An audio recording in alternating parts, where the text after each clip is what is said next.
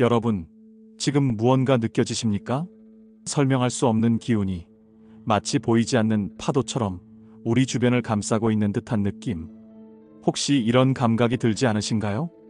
2025년 을사년. 한반도는 지금 60년 만에 돌아온 특별한 시간의 흐름 속에 서 있습니다. 고대의 별들이 5천년 만에 특별한 방식으로 정렬되고 천년에 한 번 있을까 말까 한 천체의 징후가 우리의 하늘에 나타나고 있습니다. 목성과 토성의 대합, 마치 우주가 우리에게 무언가를 말하려는 듯합니다. 이것이 단순한 우연일까요?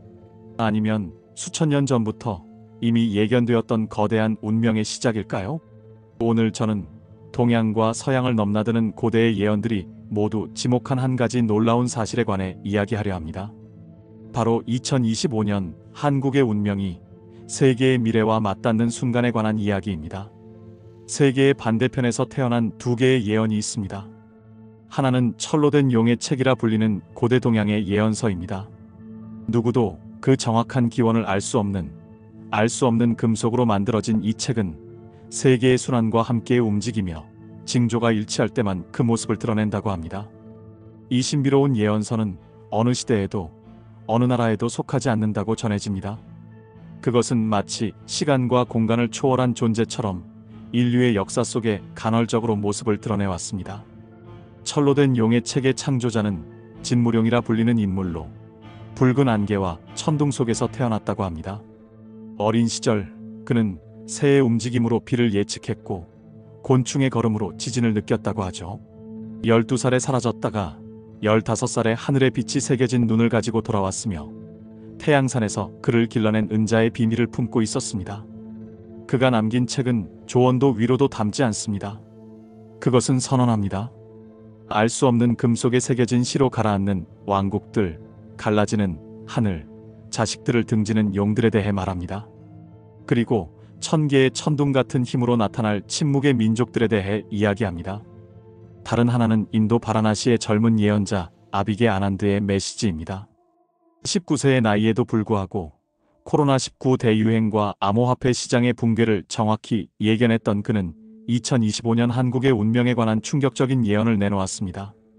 아난드는 단순한 점성술사가 아닙니다. 그는 고대 베다 지식과 현대 천문학을 결합하여 세계의 흐름을 읽는 통찰력을 지닌 영적 안내자입니다. 겐지스강의 고요한 아침에 명상하는 그 젊은이는 시간의 강을 자유롭게 헤엄치며 우리가 볼 수 없는 미래를 꿰뚫어 봅니다.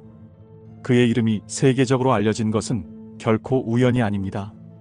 2019년 아무도 예상하지 못했던 때 그는 세계를 뒤흔들 대유행병을 예견했습니다. 많은 이들이 그의 말을 의심했지만 몇 개월 후 코로나19가 전 세계를 강타했을 때 사람들은 그의 예언에 귀를 기울이기 시작했습니다. 이것은 시작에 불과했습니다.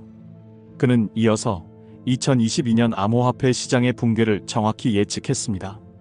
디지털 황금의 시대가 이 시점으로 어두워질 것이라는 그의 말은 비트코인이 역사적인 하락을 겪을 때 현실이 되었습니다.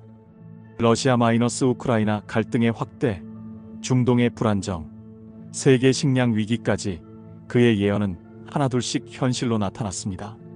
놀랍게도 이 두 예언은 서로 다른 시대, 서로 다른 문화에서 탄생했음에도 불구하고 놀라운 일치점을 보입니다. 두 예언 모두 2025년 을사년을 기점으로 한반도의 거대한 변화의 물결이 시작된다고 말합니다. 그리고 그 중심에는 한 인물, 푸른 인장을 지닌 자, 빛의 사자라 불리는 존재가 있다고 전합니다. 이러한 일치는 단순한 우연으로 치부하기 어렵습니다. 특히나 을사년이라는 특별한 시기는 한국사에서 늘 중대한 변화의 시점이었습니다. 1905년 을사년에는 을사능약이 체결되어 국권이 상실되었고 1965년에는 한일협정이 체결되어 한일관계에 새로운 장이 열렸습니다. 60년 주기로 돌아오는 을사년, 2025년에는 또 어떤 역사적 전환이 기다리고 있을까요? 아난드의 예언에 따르면 2025년부터 한국을 향해 세계의 거대한 파도가 밀려온다고 합니다. 이 파도들은 단순한 재난이 아닌 큰 변화를 위한 정화의 과정이라고 합니다. 첫 번째 파도는 정치적 공백입니다. 지도자의 권위가 흔들리고 형식적으로는 존재하지만 실질적인 신뢰를 잃은 채 국가가 표류하는 시기입니다. 이것은 마치 배는 있지만 키를 잡을 선장이 없는 것과 같은 상태입니다. 아난드의 표현에 빌리자면 지도자 없는 배는 바다에서 표류하게 된다는 것입니다. 정치적 권위의 붕괴는 갑작스러운 사건으로 시작되진 않을 것입니다. 오히려 서서히 거의 눈에 띄지 않게 진행될 것입니다. 겉으로는 모든 것이 정상적으로 작동하는 것처럼 보이지만 내부에서는 신뢰의 기반이 무너지고 있을 것입니다. 국민들은 지도자들의 말을 듣지만 더 이상 믿지 않게 됩니다. 명령은 여전히 내려지지만 그 권위는 공허해집니다. 철로 된 용의 책에도 이와 유사한 예언이 있습니다. 제국들이 전쟁을 준비하고 강대국들이 내부에서부터 붕괴되어가는 그때 오래된 사찰과 고유한 도시들 사이에서 하나의 존재가 움직이기 시작한다.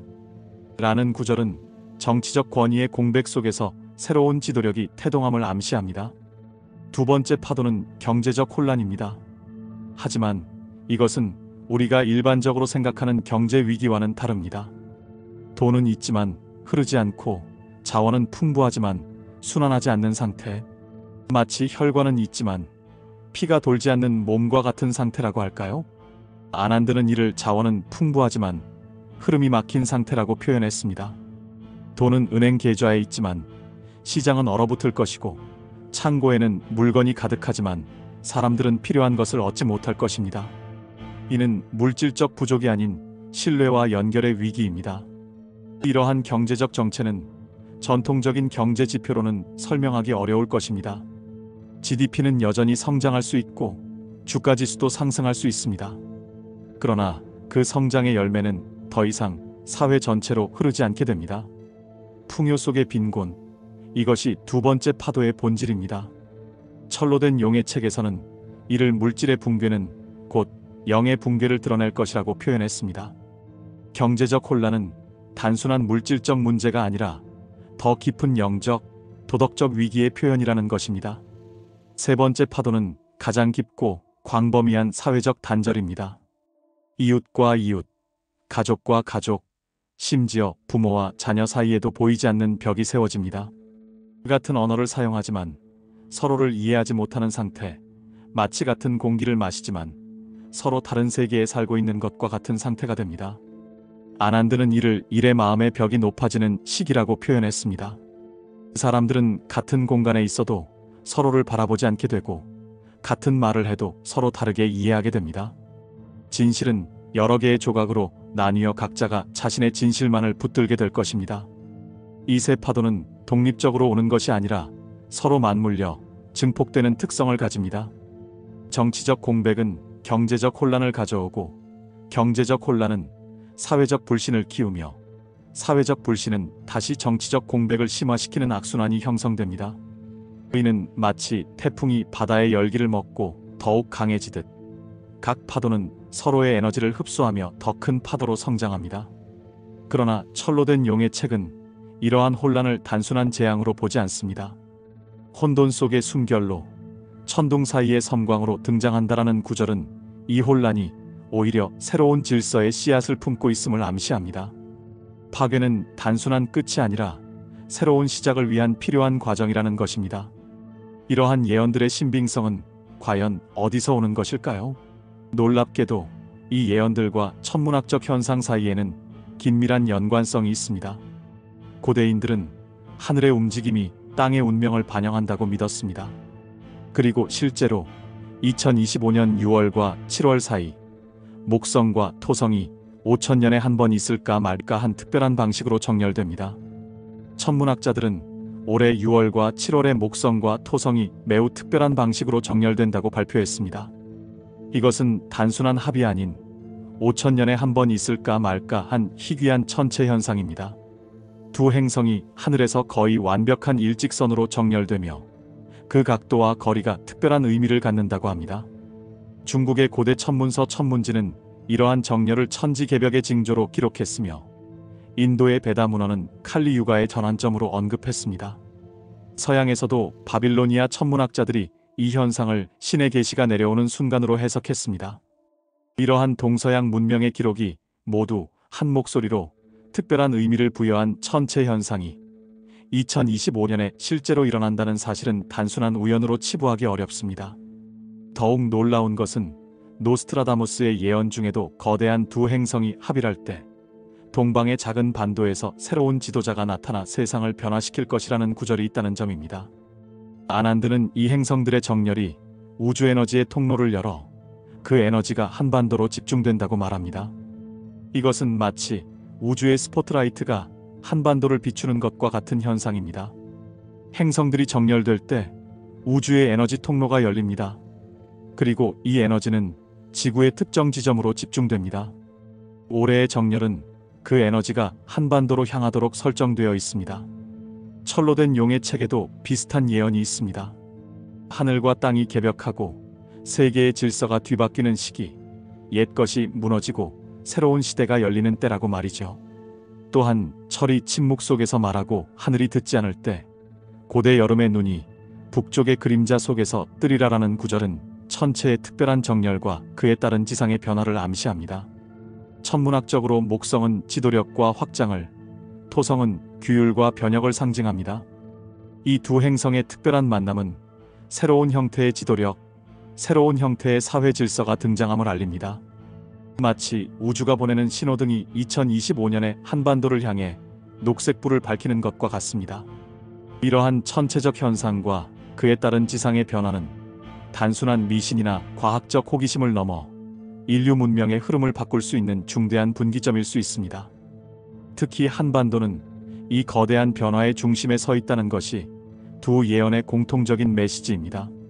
그렇다면 이 거대한 변화의 중심에 있는 인물, 푸른 인장을 지닌 자 또는 빛의 사자는 누구일까요? 두 예언에서 가장 신비로운 부분은 바로 이 한 인물에 관한 것입니다. 철로 된 용의 책은 그를 푸른 인장을 지닌 자라고 부릅니다. 그는 말이 적고 3번 거부당한 자이지만 그의 영혼은 과거의 메아리와 새로운 순환의 씨앗을 품고 있다. 또한 세계 에너지의 5줄기가 교차하는 지점에 그는 단지 푸른 인장을 쥔 자로 불린다. 침묵 속에 쌓인 자, 분열의 역사와 통합의 약속을 품은 자. 아난드는 그를 빛의 사자라고 부릅니다. 사자처럼 강인하지만 그 힘은 물리적인 것이 아닌 내면의 빛에서 나오는 사람. 권력을 추구하지 않지만 오히려 그 때문에 진정한 지도력을 부여받게 되는 사람. 진정한 지도자는 자신이 이끌고 있다는 사실조차 모르는 사람이다. 사람들이 자발적으로 그의 뒤를 따르게 되는 그런 사람이다. 이 인물의 가장 놀라운 점은 그가 화려한 옷을 입고 있지 않을 수 있다는 점입니다. 어쩌면 우리가 매일 지나치는 얼굴, 우리와 같은 옷을 입고 우리와 같은 걱정을 가진 사람일 수도 있습니다. 그는 평범한 일상을 살아가는 평범한 시민일 수 있으며 특별한 직위나 지위 없이 단지 진실된 목소리로 사람들의 마음을 움직이는 능력을 가진 사람일 수 있습니다. 두 예언 모두 그가 권력이나 명예를 추구하지 않으며 오히려 3번의 거부를 경험했다고 말합니다. 그의 메시지나 존재가 기존 질서와 충돌하여 처음에는 인정받지 못하고 심지어 조롱받거나 무시당할 수 있다는 것입니다. 참된 선각자는 항상 처음에는 미친 사람으로 취급받습니다. 왜냐하면 그들은 아직 보이지 않는 것을 보기 때문입니다. 그러나 그의 거절은 그를 더 깊은 이해로 이끌었습니다. 아난드는 이 3번의 거부를 영혼의 정련 과정이라고 표현했습니다. 마치 금이 불 속에서 정제되듯 그의 영혼은 거부와 시련을 통해 더욱 순수하고 강력해졌다는 것입니다.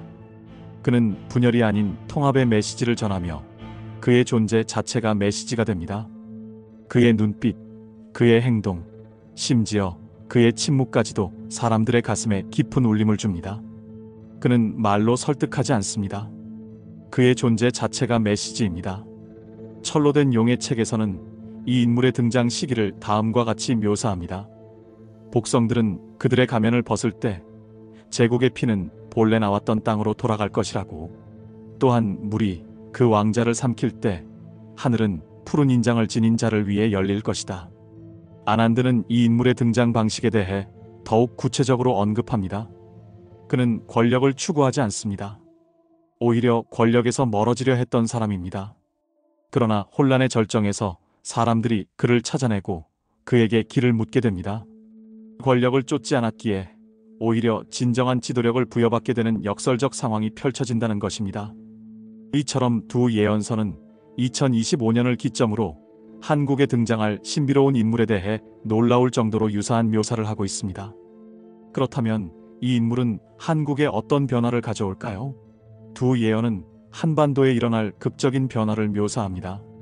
아난드의 비전에서 한반도의 지도는 마치 살아있는 생물처럼 움직여 북쪽으로는 간도 지역이, 북동쪽으로는 연해주 지역이 자연스럽게 연결됩니다. 이것은 물리적 영토의 확장이 아닌 문화적, 영적 영향력의 확대를 의미합니다. 지도는 마치 살아있는 생물처럼 움직였습니다. 북쪽으로는 간도 지역이, 북동쪽으로는 연해주 지역이 한반도와 자연스럽게 연결되었습니다. 간도는 현재 중국 길림성 일부에 위치한 지역으로 역사적으로 한국인들이 많이 거주했던 곳입니다. 연해주는 러시아 극동 지역으로 마찬가지로 많은 한국인들이 이주하여 살았던 곳입니다.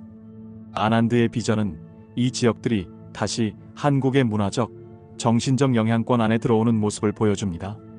철로 된 용의 책에서도 비슷한 예언이 있습니다. 철의 자손들이 같은 뼈를 물 때 탑은 붉게 물들리라라는 구절은 분단된 한반도의 통일을 암시합니다. 또한 물이 피가 될 때 길은 거울이 된다라는 문장은 혼란 속에서 새로운 통합의 길이 열림을 의미합니다. 특히 인상적인 장면은 서울의 하늘이 갑자기 맑아지는 모습입니다.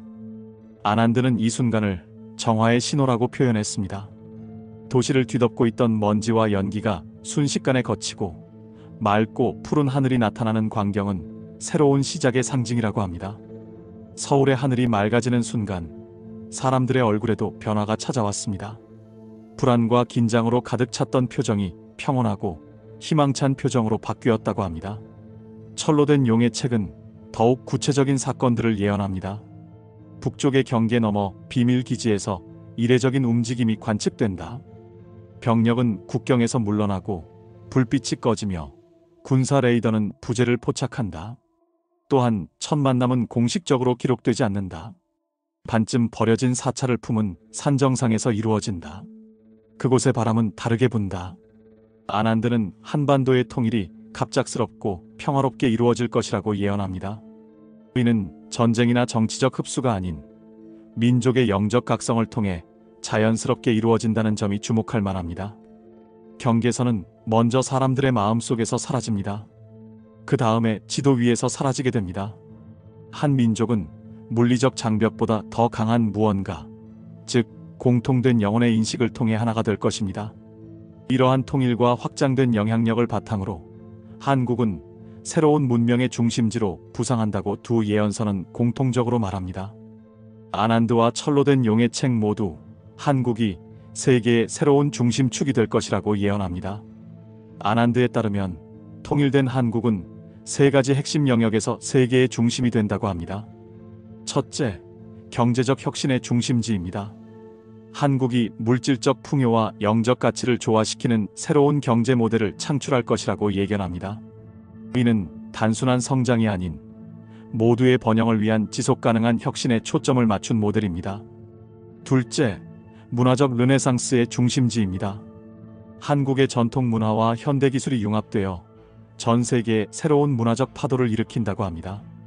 이 문화는 단순한 오락이 아닌 깊은 철학적 메시지와 영적 지혜를 담고 있다고 합니다. 셋째, 세계적 영적 각성의 발원지입니다. 아난드는 한반도가 동양의 지혜와 서양의 이성을 연결하는 다리 역할을 하며 이를 통해 전 세계적인 의식의 변화를 이끌 것이라고 예언합니다. 한국은 물질과 영혼의 균형점이 될 것입니다. 이곳에서 기술과 영성, 전통과 혁신, 개인과 공동체의 조화로운 결합이 이루어질 것입니다. 철로 된 용의 책에서도 한국의 새로운 역할을 다음과 같이 묘사합니다.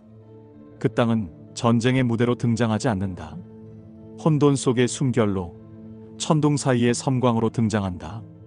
또한 작은 땅은 시야의 성소가 된다. 외부의 혼란이 내부의 질서를 깨뜨리지 못하는 지점. 책은 이를 세계에 숨겨진 맥박이라 부른다. 바로 그 맥박에서 순환이 반대로 돌기 시작할 것이다. 아난드가 묘사하는 한국의 새로운 문명 모델은 지금까지의 패러다임과는 크게 다릅니다. 그것은 지혜, 연민, 겸손함, 그리고 공동체를 중심 가치로 삼는 모델입니다. 경쟁보다는 협력을, 소유보다는 공유를, 지배보다는 조화를 추구하는 문명입니다. 특히 주목할 만한 점은 기술과 영성의 결합입니다.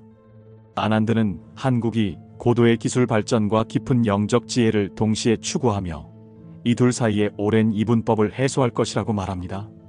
미래의 한국에서는 스마트폰을 개발하는 사람들이 명상을 하고 명상을 가르치는 스님들이 인공지능을 이해하게 될 것입니다.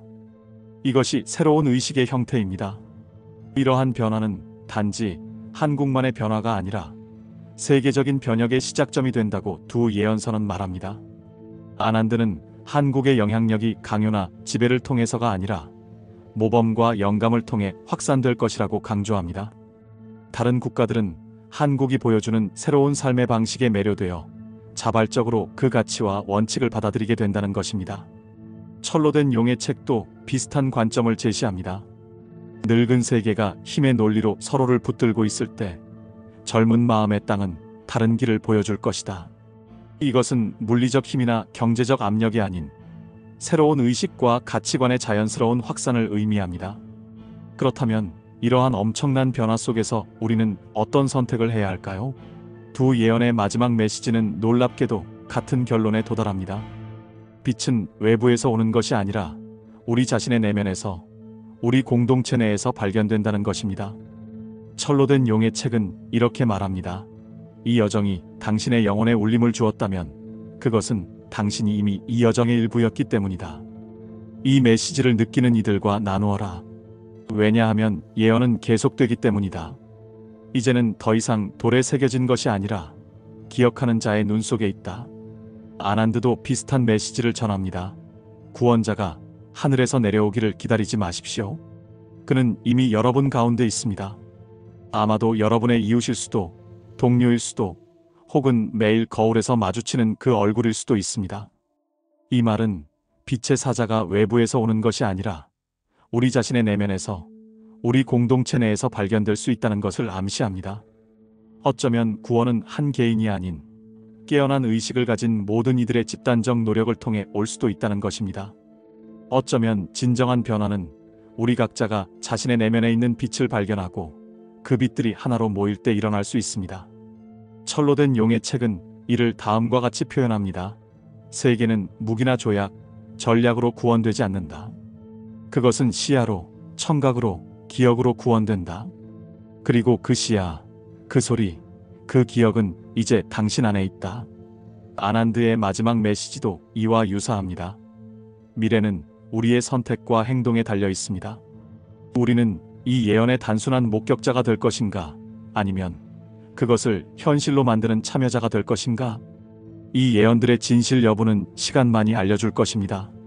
하지만 분명한 것은 지금 우리가 중요한 전환점에 서 있다는 사실입니다. 그리고 미래는 우리의 선택과 행동에 달려 있다는 것입니다. 우리는 이 예언의 단순한 목격자가 될 것인가, 아니면 그것을 현실로 만드는 참여자가 될 것인가? 2025년 을사년, 고대의 별들이 특별한 방식으로 정렬되고 천년에 한 번 있을까 말까 한 천체의 징후가 우리의 하늘에 나타납니다. 목성과 토성에 대한 마치 우주가 우리에게 무언가를 말하려는 듯합니다. 우주의 시계는 이미 움직이기 시작했습니다. 한반도는 지금 거대한 변화의 문턱에 서 있습니다.